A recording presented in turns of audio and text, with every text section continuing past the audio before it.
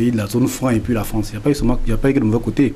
Quand vous voyez le niveau de nos économies, hein, vous savez que face à certains chocs exogènes, ça aurait été difficile peut-être qu'on puisse les supporter. Voilà. Et ce qu'il faut dire, c'est que nous sommes arrivés à un moment où nos économies ont évolué en fait. Elles ont évolué. Et il faut voir en termes de perspectives en fait. Si aujourd'hui vous voyez que ce débat-là il a ressurgi, c'est parce que les perspectives économiques pour l'Afrique, elles sont reluisantes. Voilà. Et aujourd'hui les défis sont importants, les défis sont majeurs. Vous voyez tous les pays, la plupart des pays de l'Afrique subsaharienne ont lancé des plans d'émergence. Mais ces plans pour arriver à l'émergence, on ne pourra véritablement, je peux dire, ne pourra être couronné de succès si véritablement tous les leviers d'une politique économique ne sont pas mis en œuvre. Maintenant, de là peut-être à aller directement je peux dire à une indépendance monétaire, je pense que à ce niveau-là, sur le principe, on peut être d'accord du fait qu'on a besoin de tous nos leviers, aussi bien le levier de la politique monétaire que le levier de la politique budgétaire. Mais je pense que vu le niveau de nos économies, mais le niveau en fait de gouvernance, c'est surtout ça en fait, le niveau de gouvernance de nos États, je pense que il y a un petit travail à faire. Alors, pour être plus clair, Jacobi, vous estimez qu'on n'est pas encore prêt pour aller à la parité flexible ou même pour avoir notre propre monnaie? Comme certains économistes qui estiment que le franc CFA a fait preuve d'une certaine résilience. Oui, non, ça, il faut le reconnaître. Mais quoi qu'il en soit, il faut reconnaître que aussi le fait qu'il y a une parité fixe a fait qu'au niveau de cette politique-là, elle n'a pas de dynamique en fait. Voilà ce que Carlos il disait tout à l'heure, il n'y a pas très longtemps. Il disait que on ne peut pas avoir une politique monétaire qui soit immuable pendant des dizaines d'années. Ça n'a pas de sens. Voilà. Pour dire la vérité, je ne suis pas d'accord avec votre terme de stabilité. En fait, toutes les études démontrent effectivement que dans les années 70, il faut que je vous rappelle ceci, dans les années 70, ce sont les périodes, je vais dire, glorieuses pour tous les États africains, surtout les États de la zone franc.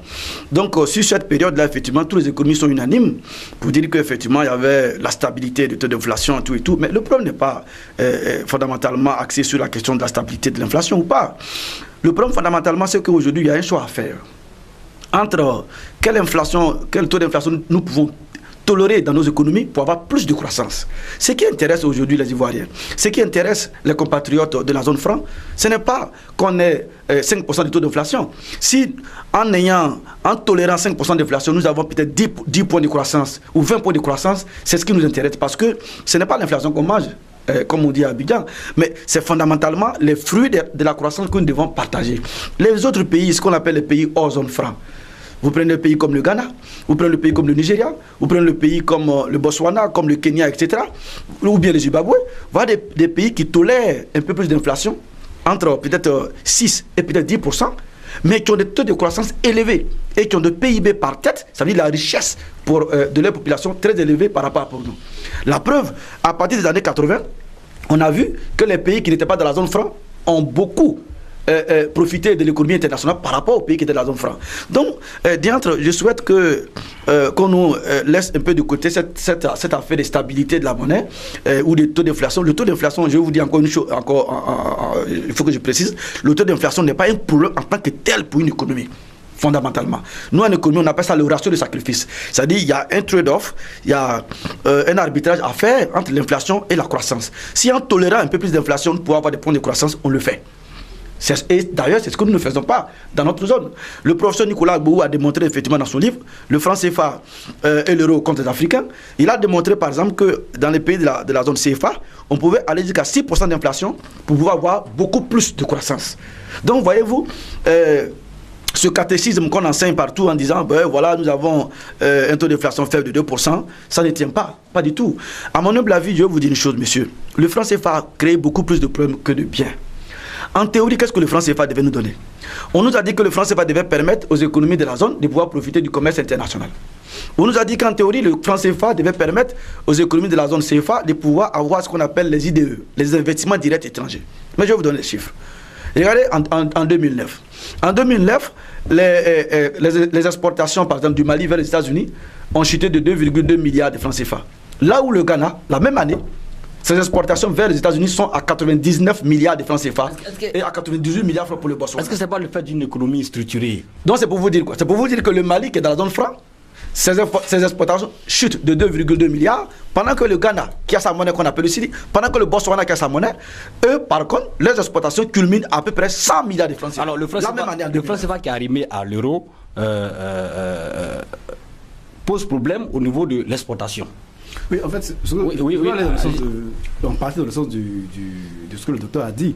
Parce que quand vous prenez un taux de parité fixe comme ça, vous voyez, ce que ça arrange véritablement, je peux dire, c'est les pays européens.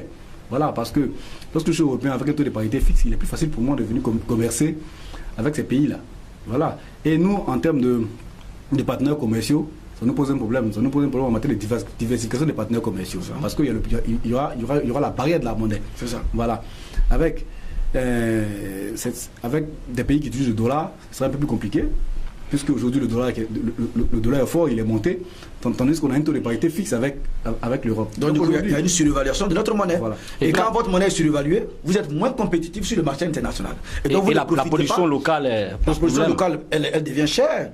Or, c'est paribus, c'est-à-dire toutes choses étant égales par ailleurs, quand vous prenez deux marchés, effectivement, le monde, c'est-à-dire le reste du monde, c'est-à-dire les autres pays, iront effectivement acheter des produits ou ne pas des productions moins chères par rapport aux productions chères. C'est ce qui est d'abord raisonnable, c'est ce qui est d'abord rationnel. Alors, le temps déjà pour ce premier sujet.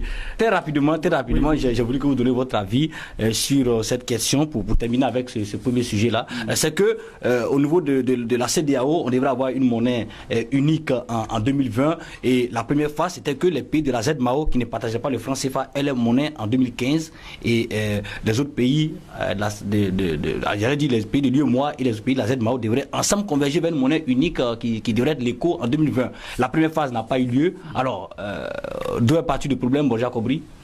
Non, il faut comprendre, en fait, il y a ce qu'on appelle des critères de convergence au niveau de l'économie qu'il fallait mettre en œuvre, en fait, au niveau de chaque pays. Mais sûrement que c'est à ce niveau-là que les choses je peux dire, mettre du retard. Les banques centrales devraient quand même... Comme dans le franc CFA, je pense qu'au niveau de nos économies, le plus gros problème dans notre zone, c'est un problème de gouvernance. Voilà, parce que nous sommes d'accord.